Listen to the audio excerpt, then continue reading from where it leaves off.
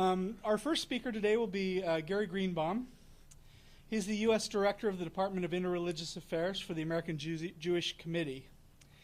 He was ordained in 1978 at Hebrew Union College, Jewish Institute of Religion, and he holds master's degrees in Hebrew letters and in Jewish communal service, and a bachelor's degree in English. In 2006, he was awarded the prestigious French National Order of Merit. An expert in leadership recruitment and skills development, Rabbi Greenebaum has led training seminars for many religious and secular organizations, and he's taught at several universities. And he expressed the dismay at trying to speak about Judaism in 20 minutes. Jana Reese will be our second speaker. Jana is now acquisitions editor for Westminster John Knox Press in Louisville, Kentucky. She's the author of several books, including Mormonism for Dummies, American Pilgrimage, Sacred Journeys and Spiritual Destinations, and The Spiritual Traveler. She is the former Religion Book Review editor at Publishers Weekly and currently serves on the board of directors for Dialogue, a journal of Mormon thought. She holds degrees in religion from Wellesley College and Princeton Theological Seminary and has a doctorate in American Religious History from Columbia University. I was sitting next to her at lunch, and she's got a book that she's about to turn in called Flunking Sainthood. And that's also going to be a blog that launches with BeliefNet next Tuesday. So go to BeliefNet and Flunking Sainthood. It's about her experiences living a different spiritual discipline intensely each month for a year, and kind of her stuff there. So that's fun. Mark Paredes is our next speaker, and we're grateful to have him. He's the former press attaché for the Consulate General of Israel in L.A., and he's a national outreach director for the American Jewish Congress. He served as a foreign service officer in the United States Embassy in Tel Aviv and currently serves on the Southern California LDS Public Affairs Council. He's lectured widely on the relationship between Judaism and Mormonism and recently completed a speaking tour of 8 European countries. Finally, we have Joseph Cannon, who's the editor-in-chief of the Deseret News in Salt Lake City. He served as a former chairman of the Utah Republican Party from 2002 to 2006 and as an assistant administrator of the Environmental Protection Agency from 1983 through 1985. He's been involved in a variety of educational and philanthropic pursuits, including support of the U.S. Holocaust Museum Center for Advanced Holocaust Studies. He is also a contributing writer for the Mormon Times. We're grateful for everyone, and we'll turn the time over to Rabbi Greenebaum. Thank you very much. I'm delighted to be here with all of you, and I'm really happy to see this conference coming together. Can you hear me all right? Okay, good. Wonderful. Thank you. Even better than I hoped for. I want to start off by telling you a little bit about my own my own personal history. I actually grew up in a small town in Iowa, which is of no great importance to any of you here, except that it was a small town in Iowa that was across the river and 40 miles from a place called Nauvoo, Illinois. I spent my childhood after going to my Jewish Sunday school, getting in the car with my folks from time to time and traveling to Nauvoo, where we would then meet my great aunt and uncle who would come down from Davenport, and we would have a big family dinner at 1 o'clock in the afternoon at the Nauvoo Hotel.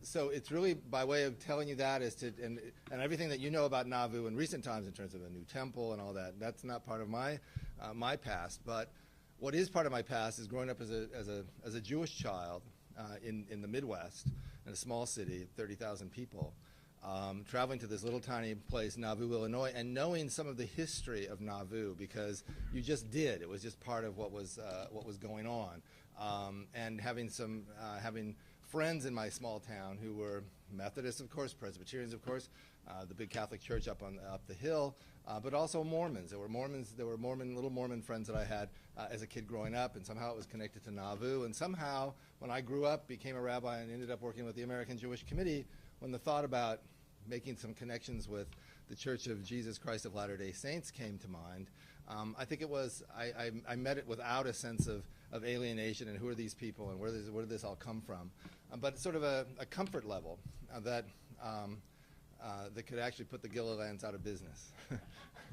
One could hope. So I wanted to tell you that because I think it's important, and I think that it's important in its sort of homely, humble aspect, that it's just the way that some people grow up, and in a certain sense, it's too bad that everybody can't grow up with a sense of understanding and acceptance. And here we are all together in this world. So that's sort of, I think, the place for me to begin with you is sort of my introduction, my calling card.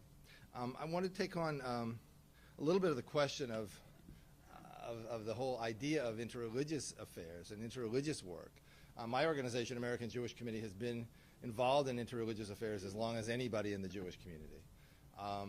Interreligious affairs got going very seriously, really, in beginning pretty much in 1965 with the release of the Catholic document Nostra Aetate, which, among other things, it spoke about the Catholic Church's relationship to religions of the world, but very specifically spoke about the relationship of the Church to Judaism, and really changed the way that the Church, I mean, people in the Church may not say changed, but let me tell you, as a Jew, changed the way the Church viewed Jews and Judaism after nearly 2,000 years. This was a landmark decision. It was a very forward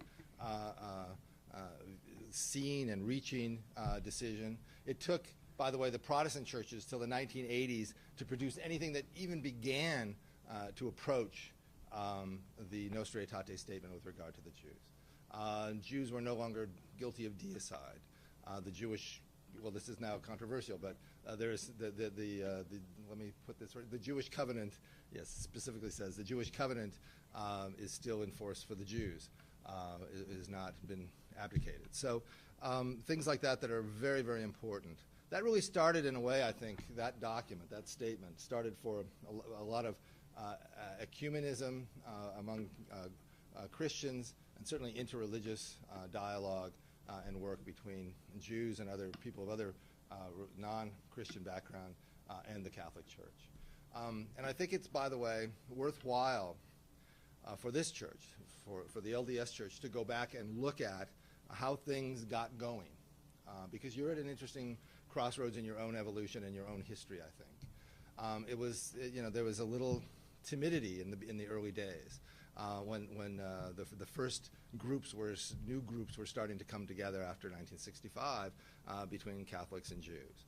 And it was understood almost from the beginning that we weren't going to talk much about theology, because for Jews to be in dialogue with Catholics about theology felt kind of oppressive to Jews, that there was going to be proselytizing, that there was going to be an attempt, oh, now that we're talking about theology, let me tell you about Jesus Christ and that you too can be saved, that this kind of approach was kind of dangerous for us. It also harked back to centuries before of the disputations that Jews and were forced into with Christians and Catholics in particular, that were really about power. They were much more than they were really about theology, and the lack of power and how much Jews were really at the mercy of the church. So dealing with theology was a difficult thing. I think dealing with theology for you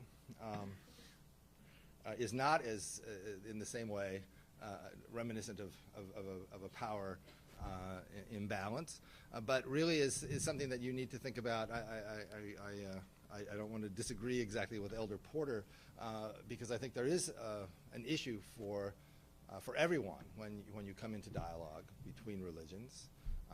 There is an issue about, do I have to soften my own edges of my own belief in order to engage with somebody else and learn about their beliefs? So I think that it's not easy business. I think it's hard work. I think it's challenging work. But I don't know anybody who got involved. I don't know one person, Christian or Jewish, who got involved in interreligious work, who ended up joining that other religion. People who do this work are people who know who they are religiously and are committed to their traditions and to their faith and to their people. And therefore, the idea that they're going to somehow lose their faith to the other, I think if you, certainly if you're, but on the other hand, if you're a believing person of one religion, then you think as soon as you present your faith, the other group will come in. So maybe that creates a fear that it could happen the other way. For Jews, since we're not proselytizing as a group, and haven't for 2,000 years, it's something that doesn't really enter into our minds that much. So in that sense, we don't have that same fear. There certainly is, however, within Orthodox Jewish tradition, a tradition, particularly here in this country, that basically says anything theological is off the table. Again, I think that that's understandable. I don't think long term it is completely feasible or will be successful.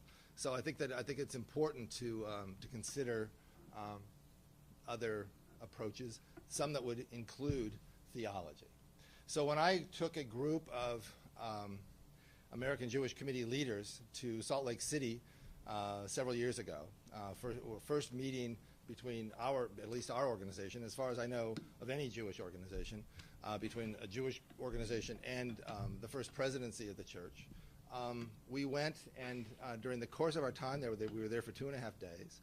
We visited every department of the church. And ended with the meeting with the first presidency, with President Hinckley and so forth. And in the course of being there, we asked our hosts if we could take a look at some books of Mormon, and they said, "Oh, we'd be delighted, but we didn't want to push it on you. You know, we didn't want to make you nervous." So we asked for copies of the Book of Mormon, and that was and everybody took them home, and I don't know what they did with them afterwards, but. For me, I came back and I called the office in L.A., Public Affairs office, and I said, I have a copy of the Book of Mormon, but I'd actually like to read A Pearl of Great Price, and I'd like to read Doctrines and Covenants as well. And they said, "You would?" Actually, they said, "You would, Rabbi?" And I said, "Yes, I would." Because there are some things that came up and some things that were referenced and so on and so on.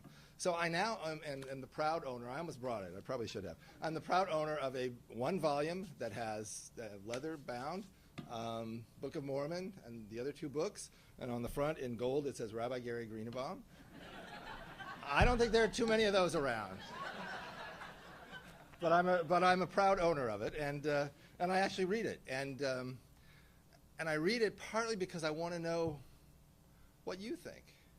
And I want to know what this church believes about a variety of subjects, but probably first and foremost, what the church has to say about Jews and Judaism. Okay, so even if Elder Porter hadn't mentioned Orson Hyde, I would have mentioned Orson Hyde. In fact, I'm going to quote him in a moment. Somebody already quoted from the 2nd book of Nephi. I'm going to quote from the 3rd book. I am no less committed as a Jew because I can cite these passages.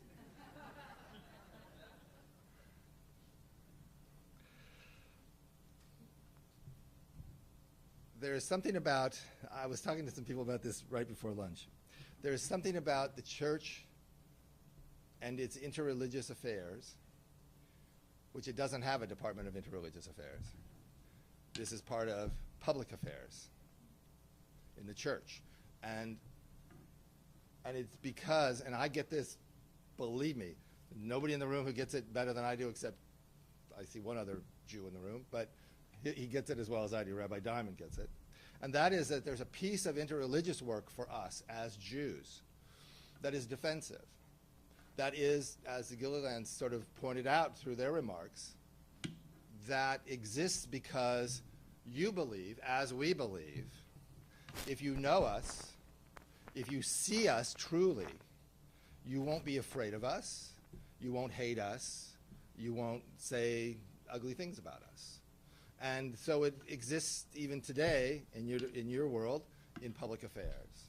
And I think that in terms of evolution over time, it may well sort of emerge out of public affairs. I'm not being critical here. I understand exactly why it's in public affairs. That it will emerge out of public affairs and be able to, to be able to stand up and be a department on its own. I think of this, I hope this is not offensive, This is, in a broad way, the sort of the Mormon Tabernacle Choir approach to interreligious affairs. We'll sing the songs that you love better than anybody else and show you how much we love those songs too. Therefore, there can't be that much different between us. That doesn't work for Jews, by the way, because we don't know those songs. But it works for other Christians. And at the time, and I see the choir sort of coming into prominence in the 50s and 60s. It may be that I was just coming into awareness at that time. But there were people who really had phonographs, and people were really listening to stereo, and all this going on. That there was a normalization of Mormonism through the agency of the choir. Why else are you sending them all over the world? I think for no other reason than two reasons, and I say this honestly, because the music is beautiful and it should be shared, but also so that you see us with a different face. And I think that that's fine, but I think it only works up to a point. I think the work that your public affairs department is doing now, and we heard a wonderful litany of it, is very, very important and has really transcended that. I was invited last year to come to Salt Lake City with another group of Jews, a group of other Jews, to visit a temple, a new temple, obviously, and to sort of interact with the church. Well, it was certainly not my first trip to Salt Lake City, and it was actually my third visit to a temple. But since Elder Holland was taking us through, it seemed like a worthwhile experience, something you would all enjoy as well, I would hasten to say, that it was worth my participation. But the outreach to us from the church really came second, I have to be honest, to our outreach to you. Because, see, that's how much more paranoid we are than you. And it's not really paranoid, but what it really is that's how defensive we still feel. So I came to look at the church. I saw, and I had, as you saw from the beginning of my talk, I had a basic positive impression of the church and Mormons. I don't have a problem as a Jew with that other book. Because, see, Christians, all Christians, they also have an other book. And I'm used to dealing with that. So your other book is just another other book. So it's not a big stumbling block for me as it is perhaps for other people out there. So I came to it and I started to learn more about it. And I with that my positive sort of base. And so I was familiarized with the third book of Nephi, 29:8, which I will read to you, because you should hear a rabbi read from the book of Nephi, the third book of Nephi. You all know this passage, I assume, but it's good for us to hear it. Yea, and ye need not any longer hiss nor spurn nor make game of the Jews, nor any of the remnant of the house of Israel, for behold, the Lord remembereth his covenant unto them, and he will do unto them according to that which he hath sworn. In a way, my friends, I don't need to know much more than that. So this is an important passage for me. This is an important passage for Jews to know.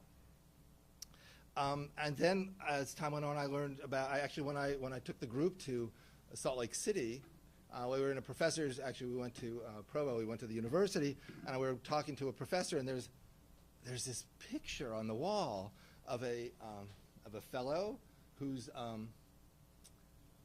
in front of a little altar on a mountain. And I said to the person who was speaking to us, I said, "Well, that isn't Joseph Smith, because I know what he looks like. Who is that?" Orson Hyde, he tells me. He then tells me who Orson Hyde was, what he did, that he went up on the Mount of Olives, built an altar, and prayed a prayer. A rather lengthy prayer, I might add. But he prayed a prayer for the return of the Jews to the Holy Land, to the return of the Jews. Well, let me read it to you. Now, O Lord, thy servant has been obedient to the heavenly vision which thou gavest him in his native land. This is the actual part of the prayer. And under the shadow of thine outstretched arm he has safely arrived in this place, meaning himself, that he's come here, to dedicate and consecrate this land unto thee for the gathering together of Judah's scattered remnants, according to the predictions of the holy prophets, for the building up of Jerusalem again after it has been trodden down by the Gentiles so long, and for rearing a temple in honor of thy name everlasting. Now, rearing of a new temple, I don't think I want to get into. But I think that it's important for, when I try this out a lot, when I meet sort of an average member of the church, I will often say, do you know who Orson Hyde was? And they almost always say, oh, yes, of course. And they know the story. They know it, I think, because he was an early missionary and so forth and so on, but they know the story. And it's a really important story for them to know. And it's important also, it's a story that Jews should know, but Jews don't know. So I think that in terms of Jewish, Mormon-Jewish relations, again, it's like everything else. We need to know each other more. We need to know each other better. We need to care about the relationship enough to work on it, to improve it. One last little story, and then I think I'll sit down since I'm getting numbers thrown in my face here. I want to talk about the proxy baptism issue very quickly. And if you want to ask more questions about this later, I'm happy to talk about it. As most of you know, there was an issue that came up several years ago between the Jewish community in this country and the Mormon Church over proxy baptisms of victims of the Holocaust. About 3 million, I think, a little more than that, names that were put onto the archival list, and the survivors group, Jewish Holocaust survivors groups, protested because they felt that something was being taken from them. That after all the devastation, all the pain, all the suffering, all the death, this was sort of one more degradation for them to have that. Somehow these names were going to be blotted out as Jews who died, and somehow turn up as Mormons who died, or who knows what. But somehow something was last little bit of human dignity was being taken from them. And the church at first, frankly, didn't really quite get it, which makes sense to me, because I then went and studied what proxy baptism means. I've been to 3 temples, so I've seen 3 baptismal fonts. I then say, well, where are most Mormon children baptized? In this beautiful oxen-carried font? No. This is for proxy baptism. I started to understand the centrality of the baptism, the proxy baptism, to what you believe. Jews didn't, so I would explain it to Jewish groups and survivors groups as saying, it's like saying, you can't say the Shema prayer anymore. Hear, O Israel, the Lord our God, the Lord is one. You Jews can't say that anymore. That's how, this is, I don't know if it's exactly analogous, but it's central to the practice of this religion. And it helped a little bit. But this is an issue that, as much as the church tried, and I worked closely with Todd Christofferson when he headed the archives, and then later with Marlon Jensen, who continues that important work. And it was sort of insoluble in certain ways. Finally, the Holocaust survivors groups were done with it. The organized Jewish community basically walked away from it, because no matter what the church did, and the church did a whole lot, it wasn't enough. And it became clear that there was never going to be enough that they could do. But I think there is a residue here that needs to be cleared up. I think there are op-ed pieces that need to be written by church members. I think that needs to be addressed. And that's my way of very quickly saying to you, embrace your history, because if there are things that happened that weren't great in the past, you didn't do them. I know well what it means to be blamed for generations past for things that happened.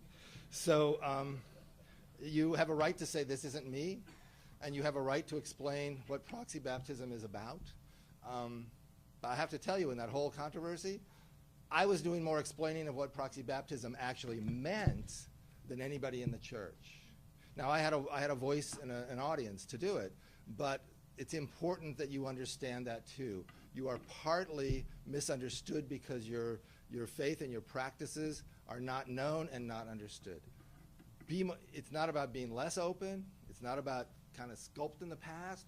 It's about being straightforward and true to what it was, what it is, to the best of your knowledge. And then that forward-looking view of here I am, here's who I am, here's what I am. I'm ready to meet you halfway. And then, as the sounds of the Tabernacle Choir rise, I will say thank you.